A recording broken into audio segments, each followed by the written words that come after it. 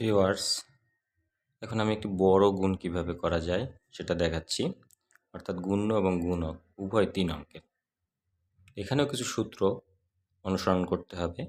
প্রথমত 4 এবং 6 গুণ করতে হবে, তারপরে 4, 5, 3, 6। তৃতীয়ত 3, 4, 6, 2, 3, 5। চতুর্থত যেটা করতে হবে 3, 3, 2, 5। পঞ্চম করতে হবে 2, 3। ঠিক সূত্র অনুসরণ করে আমরা গুণটি করি। 4 ছক 24,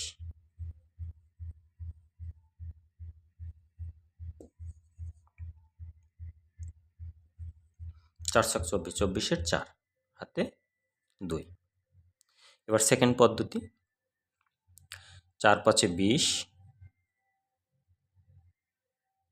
3 6 18।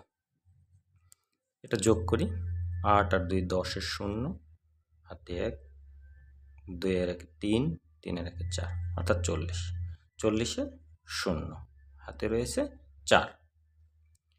এবার তৃতীয়ত স্টেপ, 4 এর সাথে 3 4-এ 12, 6 2-গুণে 12, 3 5-এ 15।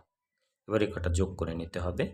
4 আর 2 6, 7 8, 8 আর 5 13, 13 3, হাতে 1, 1 আর 1 2, 3 4, 43। এবার 43-এর 3, হাতের সংখ্যাটি রয়েছে 4।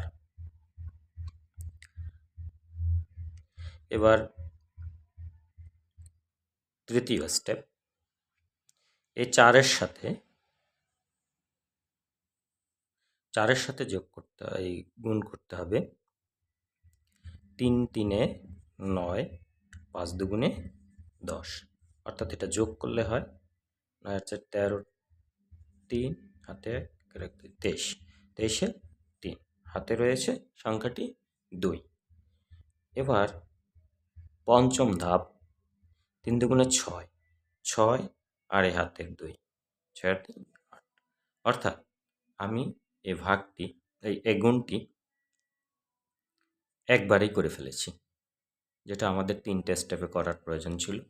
তা আমরা কত সহজে করে ফেলেছি।